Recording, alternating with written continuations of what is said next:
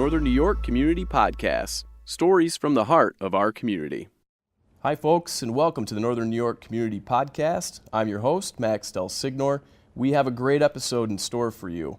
In this edition of the podcast, we head to Lewis County to talk about philanthropy's overall impact in the region, influential figures that have promoted and demonstrated charitable giving, and why this specific area boasts a genuine spirit for community betterment.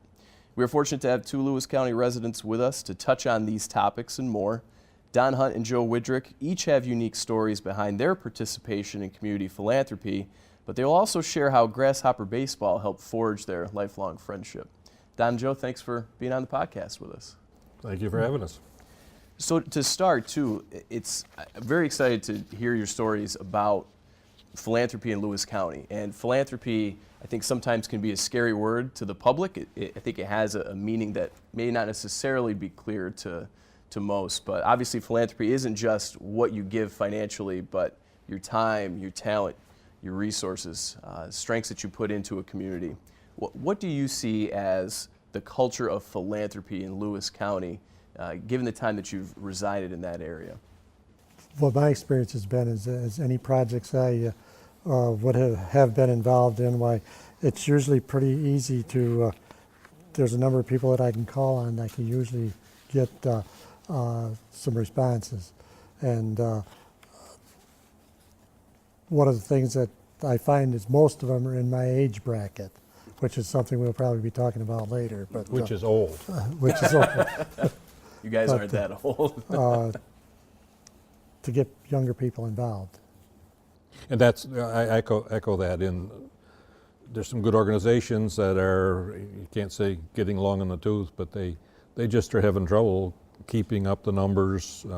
It falls to fewer and fewer members to try to maintain the activity and the funding for it, and it's a little bit scary in some things. So, how do you get younger people involved? And if you can get them excited, they'll come along. But there is that out there that is a trend that needs addressing, needs to be worked on. Is there a local organization in Lewis County, or even a community group, that has done a pretty good job or is doing a good job of capturing that younger generation, or at least trying to instill some more of that volunteerism in them? Oh yeah, off the top of our head, the Lewis County Fair, they're in their 196th year, and they have an amazing cadre of volunteers that comes into town it's just 1 week a year, but there's a lot of work goes on before and after, and the funding and that of it, and they get us all involved in one way or another, and they've had some really good leaders. Dr. Harry O'Connor was one that just passed away, but his successor, Doug Hanno, and there's a long list of ones before that, but they've kept the agricultural flair as a fair. And if you go around the grounds during that week and you see people from away and they say, well, I'm from this county or I'm from up north, but we bring our kids to the Lewis County Fair. This is still a fair. It's family oriented, and we can enjoy it here. And there is quite a few younger generation involved in that. That's one of the areas. I think probably one of the areas that there's more younger generation involved than a lot of the others. And part of it's because they're tied to the school. They share the ball fields and that kind of thing. So there is a younger element that's tied to the fair than maybe some others. But it's a lot of work for 1 week, but the continuity's there, and they're able to excite the community. And one down the other end of the county is the Boonville Black River Museum. Now museums we usually think of as old and haven't been around a while, but they're in there, if I'm right, just about 10 years. And they started that on the edge of the canal there in Boonville, and a dedicated group wanted to build a canal boat and built the buildings to go along with it, and every year you go down through there, they're adding something to it, and it's a great thing for, again, the kid or youth element is good to it. You can go in there and play with a canal boat and learn how a lock works, and it's a great place, and there's Ed Finmore and his crew down there. They just keep going, but you'd have to tell him. But I don't know how many kids involved in that.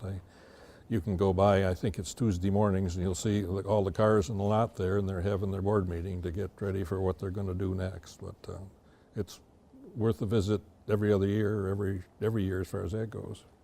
Don, you mentioned ball fields, and I think that's a good segue. So you and Joe met on a baseball field, playing grasshopper when you were younger. Yep. Tell the story about how you guys kind of first became friends, or teammates, I guess, in this respect. Well, it's about 19... Well, you don't want to tell them that date. Huh? You don't want to tell them the date. Verify it.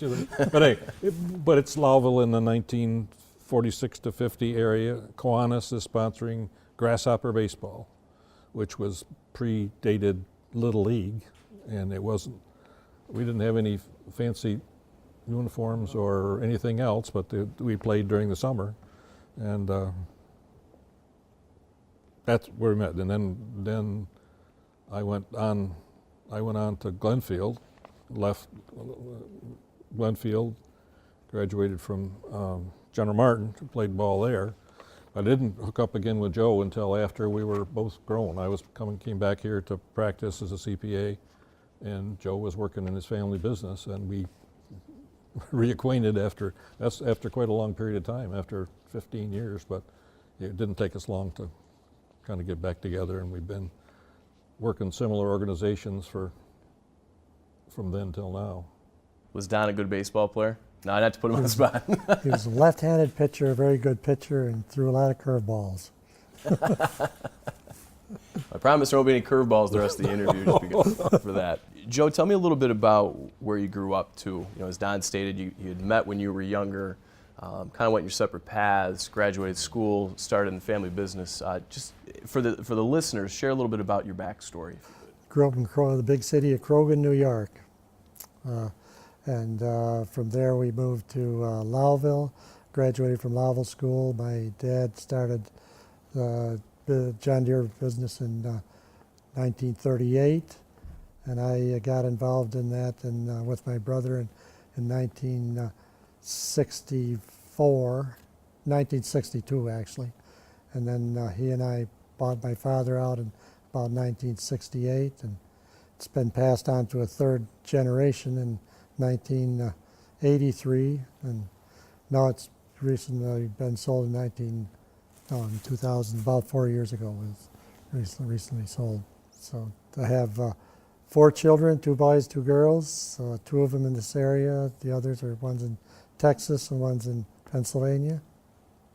I have a lovely wife, Shirley, we've been married for 57 years. Wow. So I won't ask how you met Shirley, but if you want to share, you can. she was a blind date.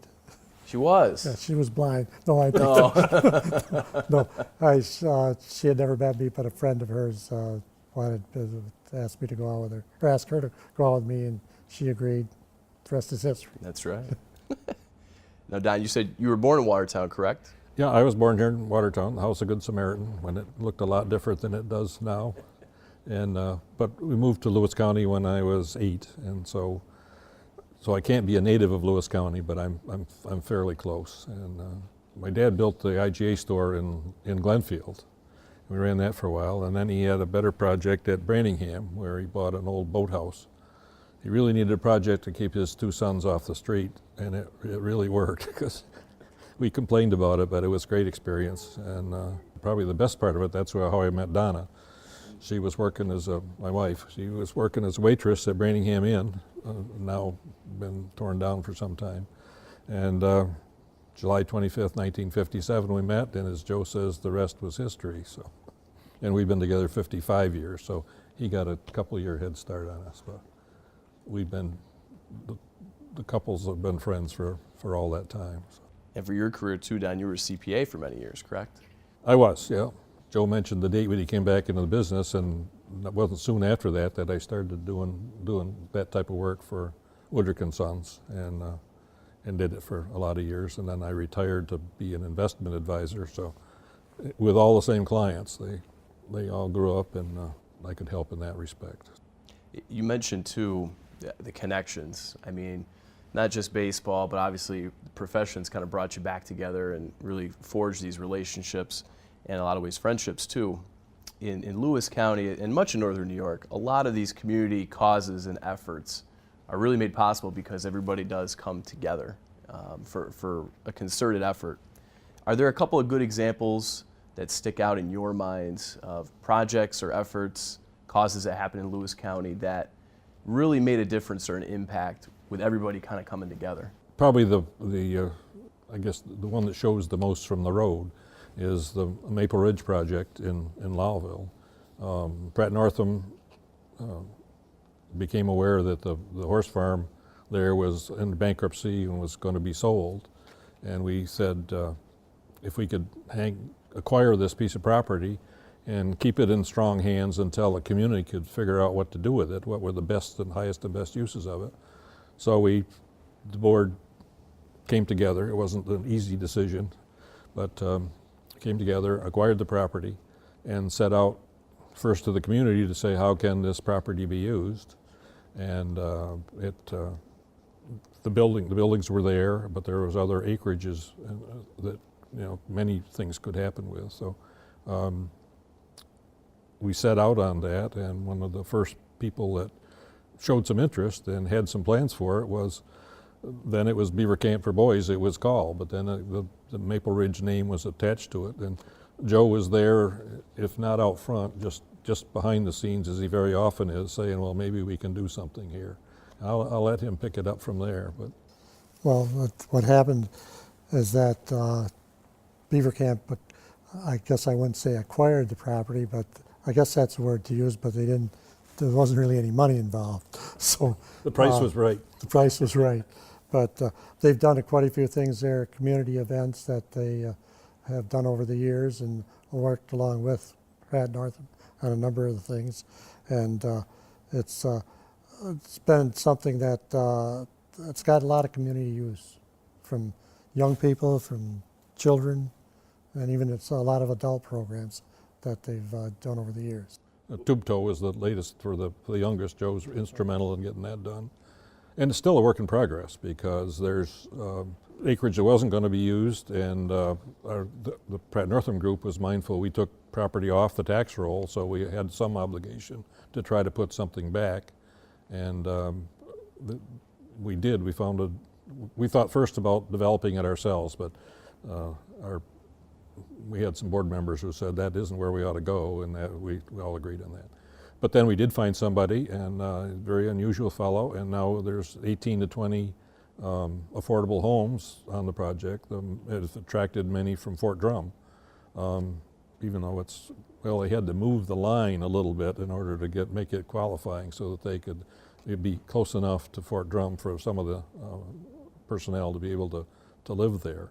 So that's going on. The fellow has acquired some other acreage, so that's going to grow, and that put many times the assessed value back on the rolls, and it brought 18, 20 new families into the school district, and so it's certainly a multiplier effect, and just the fact that what we set out, it's in strong hands for ideas to develop. That maybe if it had just been let to go to bankruptcy, why.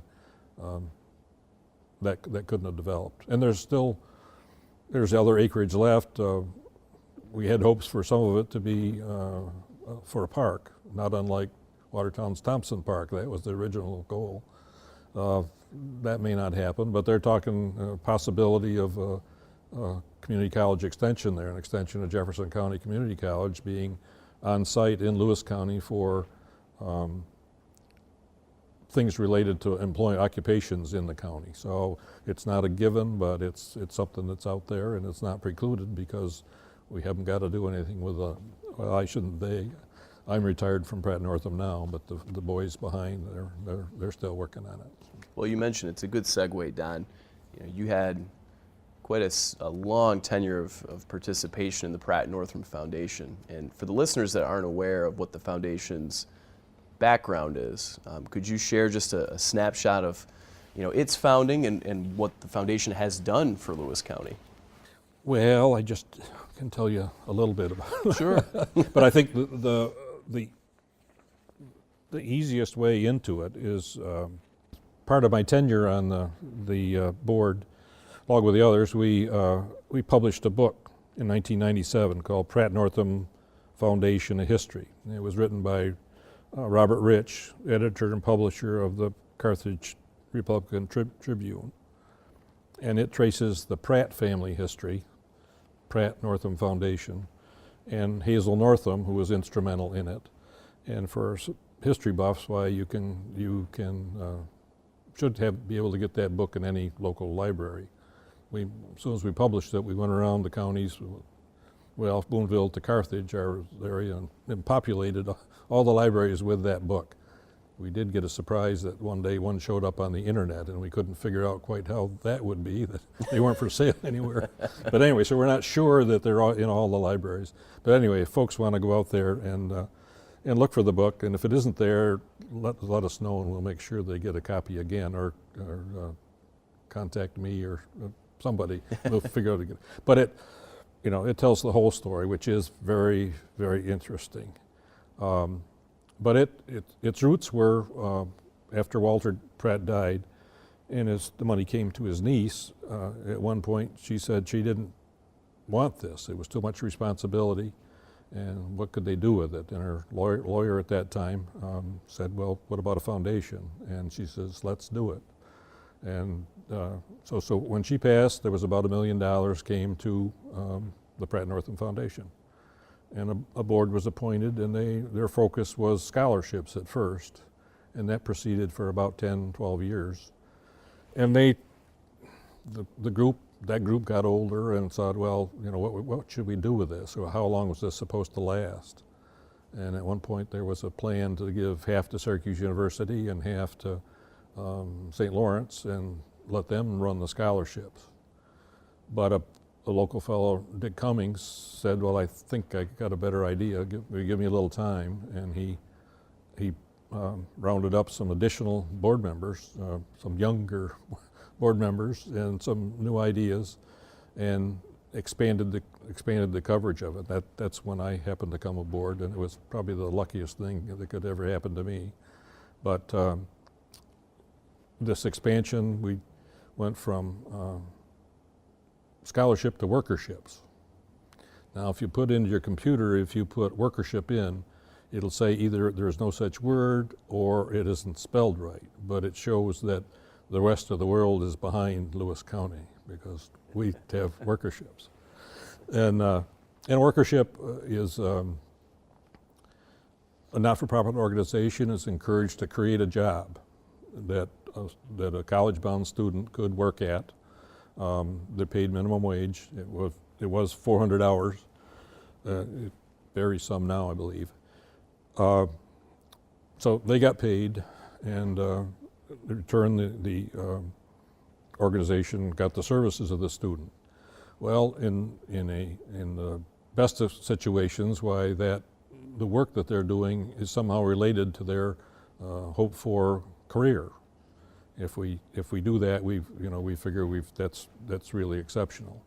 We've had examples where not only did they work in their field, but they came back to Lewis County to practice that, and we used to call that a home run among evaluating the workerships. And there are all kinds of gradations of that in between of what the workership could do. Great examples, but the book tells you, if you go to the book, that will also tell you some of these things. Since 1979, when they took this track, they've awarded something over $3.2 million in workerships, and they've covered a great panoply of things. And that's they decided to devote about half of the expenditures go to workerships, and the other half go to what we called youth and small C culture. I say small C, capital C would be ballet and symphony. We didn't do a lot of that, but we did some musical groups in the communities. Summer stage was a favorite one, libraries, you name it. But there again, the book will give you some detail. Well, the website is a good place to go there to give you an examples of that. That's Pratt-Northam.org. Okay. And there are updates on some of the things there, and it's just well, I don't think there are many organizations of any substance that haven't been touched, haven't been figure out how to get some help for the summer and work that through. The foundation also does its own some general grant making as well, correct? Or it's historically has it done to support? Well, that's what these all are. Right. They just encourage to. All the not-for-profits, I would say, are encouraged to make a grant request, and different methods. Sometimes it's a matching grant. They can ask for all money, but sometimes that isn't. We'll match what you're going to do in cash or some other stipulation. So, but each grant stands on its merit, whether it's the first time or a repeat one. But there's a board there of 12 or so members. All on the website, so that you can. We'll send folks there. Yeah. We could put the link on the page. Yeah. Well, it's not unlike the community foundation in that sense that you've got a pool of money, a reliable source, a stream of income, and you've got a engaged board trying to figure out how to allocate that, and it's worked. Through all the things that have happened in Lewis County and all the great projects that you both have been a part of, participation is a result of having some of those values within. And for each of you, you've demonstrated philanthropy in your different ways, but there's got to be that willingness. Joe, for you, what really inspired you to be willing to give back in your community? Where did some of those values come from? Oh, I can't really put my finger on anything special. I guess just observing other people, different people that I saw, different projects. I know a number of people that just get really involved in all volunteer work with different organizations, or if there's a need someplace, why there's different people that I know of and that I'm friends with that are the first ones to step out and get involved. I think that's what I think by observing some other people of what they do in that respect really has helped me. There again, there's a lot of different names. I hesitate to say them because you always forget somebody, but there's a number of them that if I had a project, I'd have to, some project that I was going to get involved in that I could, in 10 minutes, I know half a dozen or better people I can call and they'd be there. Are there folks, the question for both of you, are there folks, I know you don't want to single anybody out, but are there a handful of names, folks who have been instrumental in moving some projects along in Lewis County or seeing them to fruition that you think have stood out or have been really the integral pieces to making some things happen? Who would some of those names be? Funny you should ask. Each year there's a Donald Exford Community Service Award. They have to be nominated for consideration by a Pratt-Northam member. They don't do one every year. They just put out their 11th in 20-some years. But I would urge you to go to, if you just type in Donald Exford Community Service Award, you'll find some background for that type of thing. And they go from Boonville to Harrisville to Copenhagen to in Carthage. It includes the whole range that Pratt-Northam covered. That's where Walter made his money. So the decision was to give back in that area. So, but that service award has some outstanding individuals, and there's quite a range of it. And the one he's mentioning would be Don Exford. I could say that. I've been involved in a number of different projects with Don, and great example. He was a great example of getting involved in things. He was involved in Maple Ridge. He was involved in Brookside Retirement Community. Very much involved in Brookside Retirement Community, and I was involved in that with him.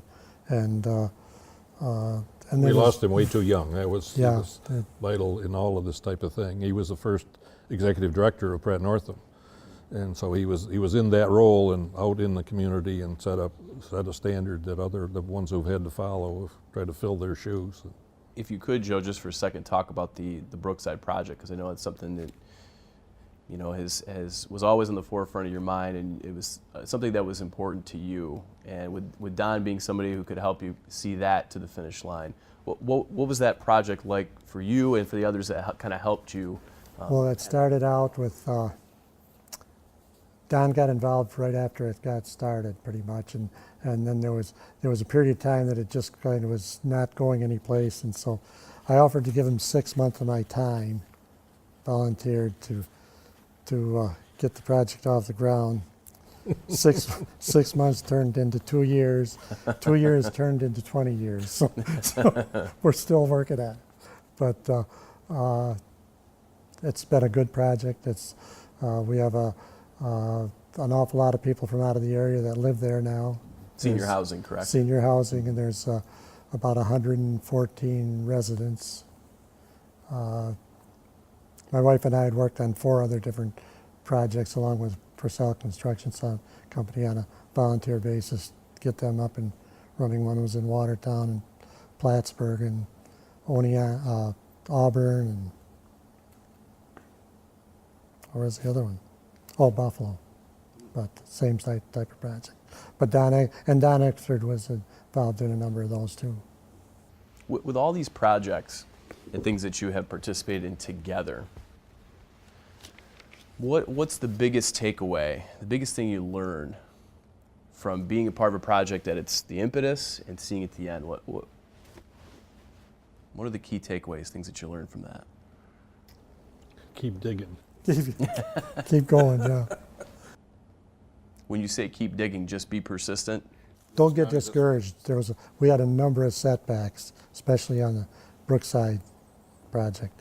A number of setbacks that we had to overcome, and the first one was we bought some land and spent quite a bit of money on it that didn't turn out at all. That had to be scrapped, had to restart again, and had a good board of directors, and they just kept plugging away and finally got it off the ground.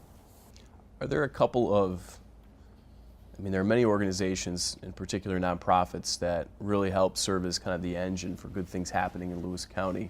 Are there a couple in particular that stand out in your mind that are providing great services, have a strong mission, that you think are continuing to make a really important difference in the area?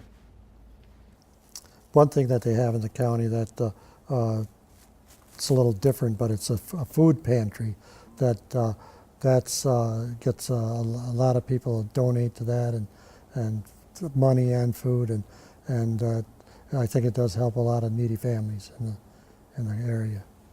That's one I can think of offhand. Hospice is another. Hospice, I was having breakfast with 2 other Pratt-Northam former directors. So they were diving right into that. I'd forgotten. I did a little list, and that's one that it's been developed in our lifetime, and it's grown and matured and does a very professional job now. And it's a need that you can't service it any other way. The model is volunteers, but there are also professionals involved, and they found a way to work that through. There's a number of different projects that I think of, and there are a number of different things that could be happening in a project Don and I have been involved in, which is Maple Ridge. There's a lot of opportunities up there, a lot of things that could be done. We have one big problem. Do you have any idea what that would be? I don't offhand. We don't have the money. But there's a number of different community things, some youth things that could be developed up there, but we're lacking. We kid each other and say, well, funds. Joe would say, if we only had $1 million, we could do this. But I've told him he's got to update that for inflation. I think it's probably if we only had $3 million, now we could do it. But that's the problem with every nonprofit. Well, in looking back them, too, it's good that Pratt-Northam took the concerted or the proactive step rather to just preserve that asset, to at least foresee a vision for that property, to be able to have it as an asset for not just Loudville, for Lewis County. So at the very least, it's protected. How important is sharing some of these philanthropic values that you've each have mentioned with the next generation of leaders who are living in Lewis County and just in Northern New York too. Well, we touched early about it's hard to get youth, well, parents are very involved in youth sports and they need that on their kids' resumes and that type of thing. So that's kind of detracted from somewhat. Pratt, we kind of recognized that, and we kind of skipped the parents and went down to the kids and went to the high schools and created YACs, Youth Activity Councils. Essentially, we're setting up a mini foundation in each of the high schools. So they got $4,000 or $5,000 to issue grants in their school, ask for grants among the school themselves for projects, and their own board would decide which ones to fund. And so here's your hands-on with 8 or 10 kids and the kids that they touch. So we're hoping that'll plant the seed that they'll always remember that experience. Here's what it's like to give and to work on projects with others, and we're pleased to note that the Community Foundation now is doing something quite similar. Something we started in our business is when my sons got involved. I told one thing that I had done over the years, told them that it's a good idea to start is we would take not another total employee, but monies like if we would be hiring another employee and put it into a foundation every year. And so then that money kept building up, and then it was in a nonprofit, so we could just get, at the end of the year, anytime through the year, we could distribute that money to any nonprofit. It had to be to a nonprofit. But that way, it gets them in the idea of getting involved like that, and the money's already there. So if you pay for it just like if you were paying for another employee, you don't miss it.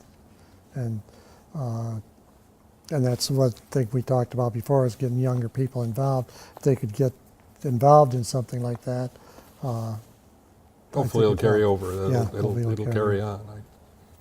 How important was it to have those conversations, or to get your own either children or families engaged in giving back? I mean, it's something that's very important to both of you, but to impart that to your kids and to other members of your family, how important was it to make them aware that this is a really important thing to do for your community?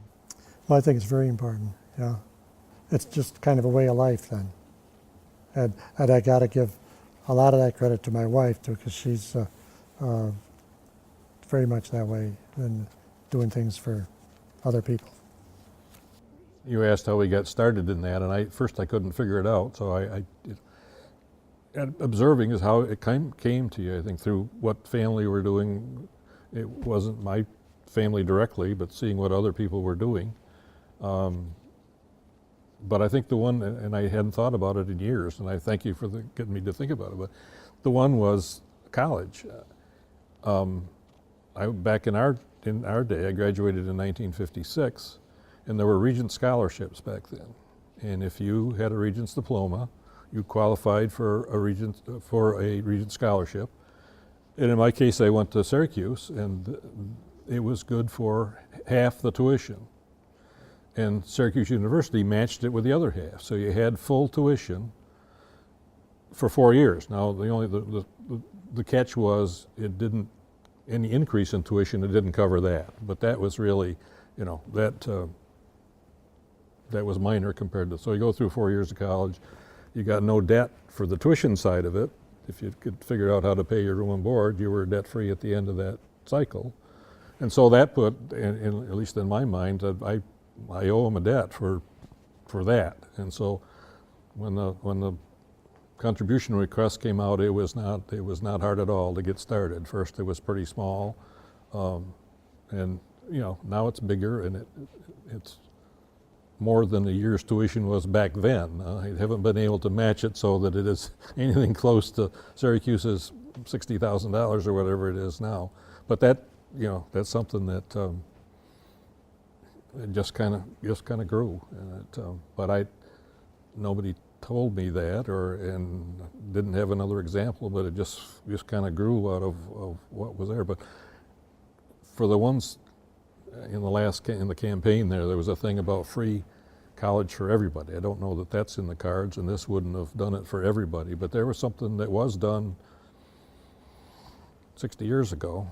It was a pretty good thing. You got anybody could earn the scholarship. If your grades were good, you could get a scholarship, and if you applied it to a New York State school that was offering it, why, it was quite a multiplier effect, and it was pretty self-administering. If you were sitting in a room of high schoolers right now, and you had to impart a message to the group on why it's important to give back to your community, what would you say to them? It's the right thing to do to start with, and if you don't do it, it might not get done. You might be something that starts the ball rolling for something that your contribution, especially of effort. I mean, in the beginning, as a young person, you don't have many dollars, but you have your time and talent, and if you don't do it, there's something that might not get rolling that would be worthwhile. I agree with everything Todd said, and to add to that, especially the younger generation, it isn't just the money you give back; it's your time and effort and their involvement. That's probably, in a lot of cases, as important or more important than the dollars that are given there, and because some of these projects are not going to get done unless it's by volunteer help and people that get involved, local people that get involved. Last question. Where can philanthropy, I mean, it already has done this, but where can philanthropy play a role in the county's development and growth in the future? I struggled with that. That's kind of the cart before the horse, and I have not thought about it than that. Usually it's the other way around. There's some kind of commercial development, and it has some land or something left over that can be the incubator for some not-for-profit. It's hard to see it the other way around, but it worked at Maple Ridge. It happened to work. That whole idea made the housing development possible that probably wouldn't have been otherwise. So it wasn't conscious that we were doing development, but it turned out that we were. So. And most nonprofits, most all of them are operating on limited funds. And the only way they can really, from the financial end, the only way they can really expand where dollars are needed is if there's money donated. I think it's safe to say Lewis County's in a better place, not just because of the collective, but also because of the two of you being able to participate in these projects too.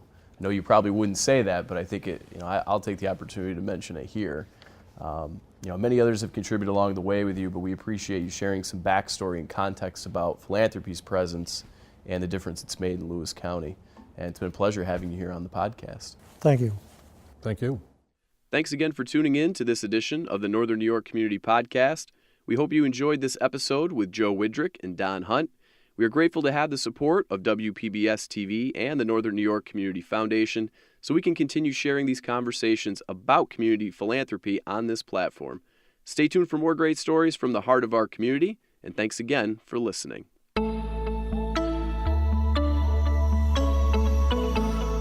Northern New York Community Podcast, stories from the heart of our community.